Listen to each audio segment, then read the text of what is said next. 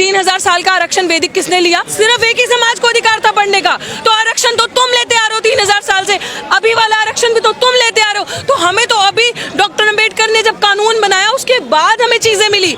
हम तो अभी कुछ सालों से आए हैं, हमारी तो फर्स्ट जनरेशन आई है। मेरा दादा चीफ जस्टिस नहीं था, मेरा बाप चीफ जस्टिस नहीं था, मैं जज नहीं हूँ, मैं एक नॉर्मल फर्स्ट जनरेशन अभी यूनिवर्सिटी में पढ़ने आ रही हूँ। तो उनको पूछो ना, जिनके दादा परदादा सब सिस्टम में ऊपर बैठे हैं, तो किसके पास 100% आरक्षण था? उनके पास। कि हमारे समाज के जो लोग पीछे रह गए, इनको बहुत दर्द है ना, इनका कलेजा फूट फूट के आ रहा है। करनी सेना वाले सपोर्ट कर रहे हैं, यहीं से समझ लो। जिन्होंने मूंछ रखने पे मारा, घोड़ी पे चढ़ने पे मारा, गला दबाया, गला घोटा, बहन बेटियों की इज्जत नहीं करी, आपके बच्चों को मारा, शमशान घाट में अर्थी तक जलाने नहीं देते, वो आपके सपोर्ट में आ रहे हैं। चाहे वो वाल्मीकि समाज के, चाहे धानक समाज के, चाहे वो अदर कम्युनिटी, चमार समाज, जाटव समाज हो गए, सब एक है, एक मुट्ठी हमारी बंद है। तो बेहतर है इनके लिए ऐसी चालें चल के हमारा तापमान टेस्ट मत करो, और तुम हर स्ट्रैटेजी में हमारे आगे फेल हो गए विद फुल गारंटी। और क्रीमी लेयर के अगेंस्ट अगर ये लोग हैं, पहले अपना क्रीमी लेयर छोड़ो। पहले ये जो जज मठाधीश वहां बैठे हैं, जो आके रिटायर होने के बाद सीधे बीजेपी ज्वाइन करते हैं, जो सरकार के अंदर दलाल बैठे हैं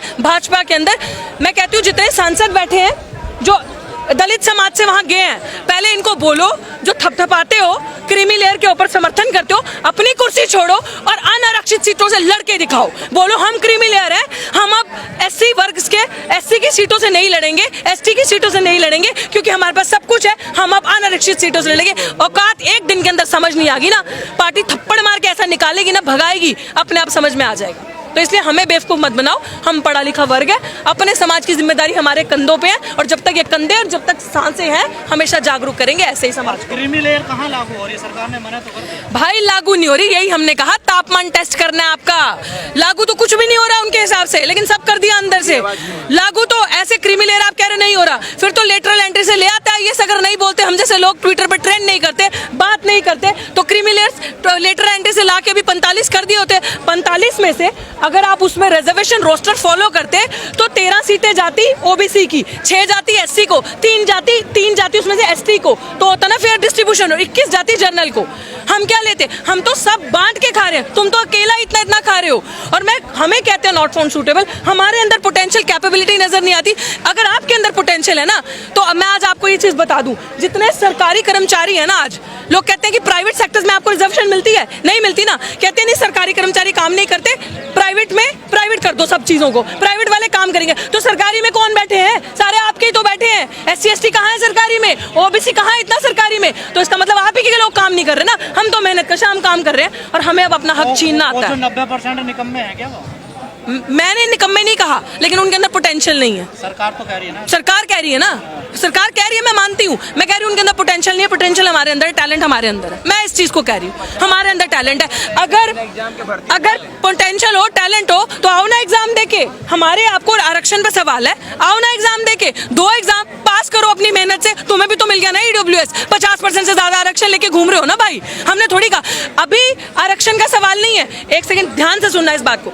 3000 साल का आरक्षण वैदिक किसने लिया? सिर्फ एक ही समाज को अधिकार था पढ़ने का। तो आरक्षण तो तुम लेते आ रहे हो 3000 साल से, अभी वाला आरक्षण भी तो तुम लेते आ रहे हो। तो हमें तो अभी डॉक्टर अम्बेडकर ने जब कानून बनाया उसके बाद हमें चीजें मिली। हम तो अभी कुछ सालों से आए हैं, हमारी तो फर्स्ट जनरेशन आई है। मैं बार बार ये बात बोलती हूँ, मेरा दादा चीफ जस्टिस नहीं था, मेरा बाप चीफ जस्टिस नहीं था, मैं जज नहीं हूँ, मैं एक नॉर्मल फर्स्ट जनरेशन अभी यूनिवर्सिटी में पढ़ने आ रही हूँ। तो उनको पूछो ना, जिनके दादा परदादा सब सिस्टम में ऊपर बैठे हैं, तो किसके पास 100% आरक्षण था? उनके पास। और 100% आरक्षण की मांग अब हम करेंगे, पूरा का पूरा आरक्षण हमें। और अगर इनको जस्टिस चाहिए, और ये बहुत हितैषी है हमारे समाज के, तो इनको मैं यही चीज बोलना चाहती हूँ कि हमारे समाज के जो लोग पीछे रह गए, इनको बहुत दर्द है ना, इनका कलेजा फूट फूट के आ रहा है। करनी सेना वाले सपोर्ट कर रहे हैं, यहीं से समझ लो कितना बड़ा आपके साथ अपराध होने वाला है।